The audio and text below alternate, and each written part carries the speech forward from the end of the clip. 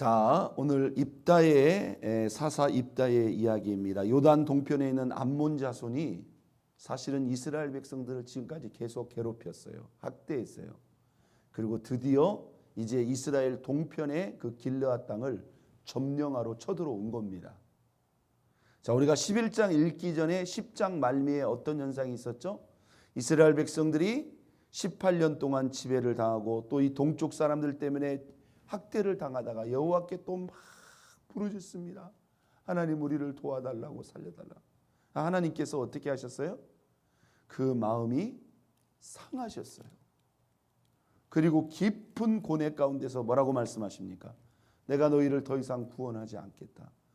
너희들이 믿고 섬기는 그 신들에 가서 도와달라고 하라. 이스라엘 백성들이 주께서 원하시는 대로 하시되 우리가 다시는 우상을 섬기지 않겠습니다 라고 하면서 우상을 버리고 하나님께 도와달라고 부르짖는 거예요. 오늘 하나님께서 이 길르앗 사람 입다라는 사람을 들어 사용하시는 그러한 부분입니다. 자, 이 입다의 이야기는 긍정적인 부분도 있지만 여전히 참 아쉽고 안타까운 그러한 부분도 있는 것을 우리가 볼 수 있어요. 가장 긍정적인 부분은 이 사람은 사실 출생에서부터 뭐 본인의 죄는 아니죠. 본인의 죄와 문제는 아니지만 정말로 불우한 그러한 가운데서 태어났고 또 성장했으며 우리가 이제 일반의 인생으로 본다면 큰 마음의 상처와 아픔을 가지고 있는 그런 사람이다. 자, 길르앗 사람 이 입다는 기생이 길르앗에게서 낳은 아들이었더라. 길르앗이라는 사람이 기생을 취해 가지고 낳은 아들이 바로 입다였어요. 자, 그런데 그러니 제대로 대우를 받고 성장했겠습니까? 그런데 2절에 보니까 길르앗 아내도 그의 아들들을 낳았더라. 아마 처음에는 아들을 못 낳았었나 보죠. 그러니까 그 아내의 아들들이 자라서 입다를 쫓아내 버립니다. 너희는 다른 여인의 자식이니 우리 아버지 집에서 기업을 잊지 못하리라. 그래서 그 집에서 쫓겨나요. 여러분 그 자체가 뭐예요? 얼마나 큰 상처였겠습니까? 출생을 뒤바꿀 수는 없는 겁니다. 그게 본인의 선택이고 의지겠어요? 그래서 집에서 쫓겨납니다. 3절 이에 입다가 그의 형제들을 피하여 돕당에 거주하며 잡류가 그에게로 모여와서 그와 함께 출입하였더라. 여러분 그런 상처를 안고 사는 사람들이 보통 어떻게 되겠습니까? 막 인생이 엉망진창이 되는 거죠. 보통 막 포악하거나 패역한 그러한 사람이 될 수도 있는 그런 가능성이 많잖아요. 그런데요, 이 입다가 그런 큰 상처와 아픔을 안고 있었지만 우리가 이제 이 본문을 전체적으로 읽어보면 그런 불의한 환경 속에서도 입다는 누구를 의지했다? 살아계신 하나님을 의지했다는 거예요. 그러니까 하나님께서 때가 되매 아무도 지금 동쪽 암몬과의 그 전쟁에서 누구도 지금 나설 수 없는 그 상황 속에서 거꾸로 자기를 쫓아냈던 그 길르앗 사람들, 길르앗 장로들이 거꾸로 누구를 찾아와요? 입다를 찾아옵니다. 그게 여러분 얼마나 자존심 상한 사람들이에요. 자존심 상한 일이에요. 그들의 입장에서는 자기가 쫓아냈던 사람에게 머리를 조아리고 네가 와서 이 전쟁을 주도하고 우리의 머리와 장관이 되라고 말합니다. 입다가 처음에는 그렇죠. 나를 쫓아낼 때는 언제고 이제 환난을 당하니까 왜 나한테 왔느냐고. 근데 여러분 입다가 이것을 수락하면서도 뭐라고 말을 하는지 한번 보세요. 9절 입다가 길르앗 장로들에게 이르되 너희가 나를 데리고 고향에 돌아가서 암몬 자손과 싸울 때에 만일 여호와께서 그들을 내게 넘겨주시면 내가 과연 너희의 머리가 되겠느냐. 단순히 입다가 그 잡류들과 더불어 그냥 힘이 세서만이 아니었다는 거예요. 오늘 입다가 뭐라고 말하죠? 만일 여호와께서 그를 내게 넘겨주시면 내가 과연 너희의 머리가 되겠느냐. 어떤 전제를 달죠? 하나님이 만일 그들을 우리에게 붙여주시면. 여러분 이런 대화 하나하나가 상당히 중요한 거예요. 하나님이 나를 사용하사 나를 통해서 너희를 구원하시면, 다시 말해서 누가 허락해야 된다는 거예요? 하나님이 허락해야 된다는 거죠. 자, 11절 이에 입다가 길르앗 장로들과 함께 가니 백성이 그를 자기들의 머리와 장관을 삼은지라.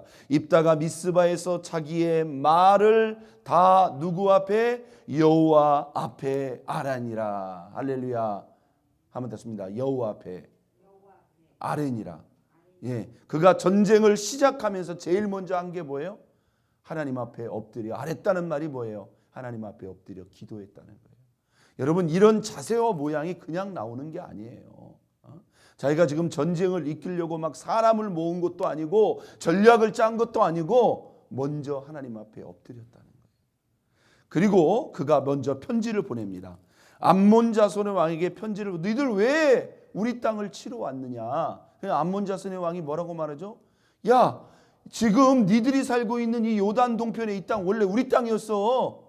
그런데 니들이 애굽 땅에서 올라올 때 니들이 이 땅을 전쟁해가지고 지금 빼앗은 거 아니야.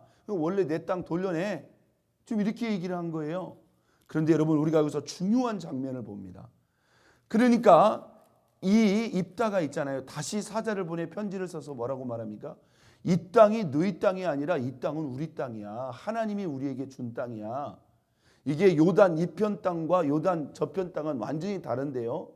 원래 이 쭉 설명을 하는데 우리가 여기서 깜짝 놀랄 일은 뭐냐면, 이 이스라엘 백성들이 신앙이 대부분 뭐예요? 제대로 가르쳐지지도 않았고 제대로 전수가 되질 않았어요. 그런데 이 사람은 이런 출신 배경임에도 불구하고 요단 동편 땅을 어떻게 하나님이 이스라엘로 하여금 얻게 하셨는가, 그 오래된, 우리가 오늘 이 본문에 보면 이게 무려 300년 전의 역사단 말이에요. 그런데 이 과정을 이 입다는 정확히 알고 있었어요. 원래 이스라엘 백성들은 이 땅을 뭐 하려고 했다? 지나가려고 했다. 그래서 에돔 왕에게도 모압 왕에게도 이 땅을 지나가게 해달라고 했는데 그들이 허락하지 않았다. 그래서 요단 동편 땅으로 역시 돌아가서 역시 지나가게 하려고 했더니 바로 이 헤스본 왕 시온 왕이 허락하지 않은 정도가 아니라 뭐요? 그들이 군사들을 이끌고 와서 어떻게 했어요? 이스라엘을 먼저 쳤다는 거예요. 20절, 시온이 이스라엘을 믿지 아니하여 그의 지역으로 지나가지 못하게 할 뿐 아니라 그의 모든 백성을 모아가지고 아하스에서 진치고 이스라엘을 뭐 했다? 먼저 쳤다 이거예요. 먼저 공격했다 이거예요. 이건 여러분 완전히 명분이 다른 거죠. 아니, 지나가겠다고 허락하는데 먼저 공격을 한 거예요. 그러니 이스라엘이 그냥 앉아서 당할 수가 없잖아요. 그때 하나님께서 모세에게 뭐예요? 그들을 치라고 한 거예요. 너희들이 먼저 공격했고 하나님께서 허락하셔서 우리가 이 땅을 점령한 거라는 거예요. 그러면서 26절 보세요. 이스라엘이 헤스본과 그 마을들과 아로엘과 그 마을들과 아르논 강가에 있는 모든 성읍에 거주한 지 지금 몇 년이거늘? 300년이거늘 그동안 너희가 어찌하여 도로 찾지 아니하였느냐. 여러분, 얼마나 확실하고도 분명합니까? 우리가 300년 전에 그러한 과정을 통해서 이 땅을 차지했고 300년 동안 살 동안 왜 니들 아무 말도 안 했느냐? 할 말이 있어요? 할 말 없죠. 이렇게 하면서 전쟁하지 말라고 경고를 한 거예요. 그런데도 그 사람들이 말을 들어요, 안 들어요? 안 들어요. 자, 29절, 이에 여호와의 영이 입다에게 임하시니, 입다에게 임하시니. 하나님의 영이 입다에게 임했다는 말은 무슨 말입니까? 하나님께서 이 전쟁에 사실상 감동을 하신 거예요. 그런데 문제는요, 참 아쉬운 겁니다. 그래서 입다가 전쟁에 나갑니다. 그런데 이 사람이, 우리가 이럴 때 더 정신을 똑바로 차려야 돼요. 하나님께 서원을 드립니다. 30절, 그가 여호와께 서원하여 이르되 주여 과연 암몬 자손을 내 손에 넘겨주시면. 31절, 내가 암몬 자손에게 평안히 돌아올 때에 누구든지 내 집 문에서 나와서 나를 영접하는 그는 여호와께 돌릴 것이니 내가 그를 무엇으로? 번제물로 드리겠나이다. 여러분, 여기에 상당히 많은 문제점이 있습니다. 사람을 번제물로 드린다고 하는 이 표현 자체도 이게 맞지가 않는 거예요.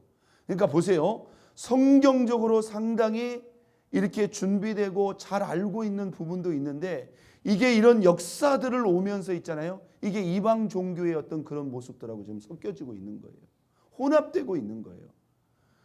여러분, 그게 누구건 간에 그렇잖아요. 그게 누구건 간에 그게 자기 집에서 부리는 종이라 할지라도 내가 전쟁에서 이기고 돌아올 때 제일 먼저 내 집 문 앞에 나와서 나를 반기는 사람, 그가 누구든지 내가 그를 하나님께 드리겠나이다.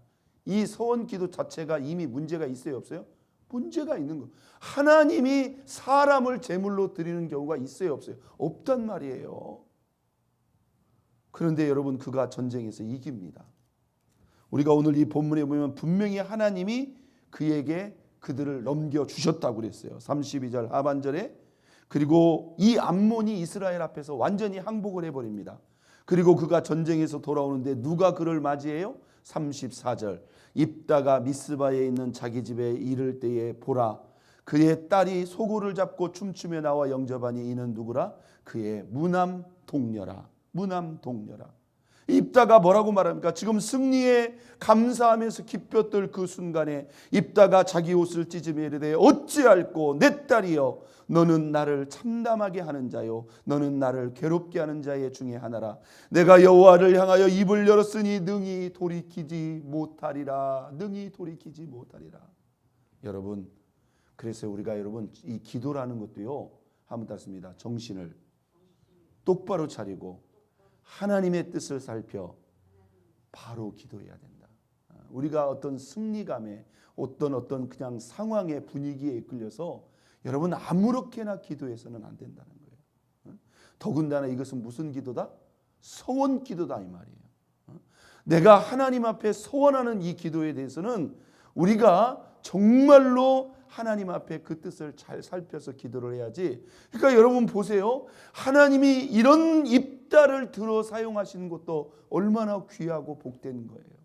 나라와 민족을 분명히 구하고 그런 사사였음에도 불구하고 그 순간의 잘못된 생각과 그 잘못된 기도가 이런 참담한 결과를 가져온다는 거예요. 그래서 여러분 잘 들으세요. 우리가 주의 일을 할 때, 하나님 앞에 쓰임 받을 때, 내가 주의 일을 하기 때문에, 내가 하나님 앞에 쓰임 받기 때문에 여러분 우리가 아무렇게나 생각할 수가 없는 거예요. 그래서 목회자들도, 앞에서 사역하시는 영적인 지도자들도 우리가 모든 순간 어떻게 생각하고 결정하느냐가 이렇게 중요하다는 거예요. 오늘 하나님은 우리의 과거를 보지 않는다는 거예요. 믿습니까? 출신 배경과 그 걸어온 성장 과정이 아무랬다 할지라도 이렇게 하나님을 경외하고 하나님 앞에 준비되면 하나님은 그를 뭐 할 수 있다? 들어 쓰임받을 수 있다.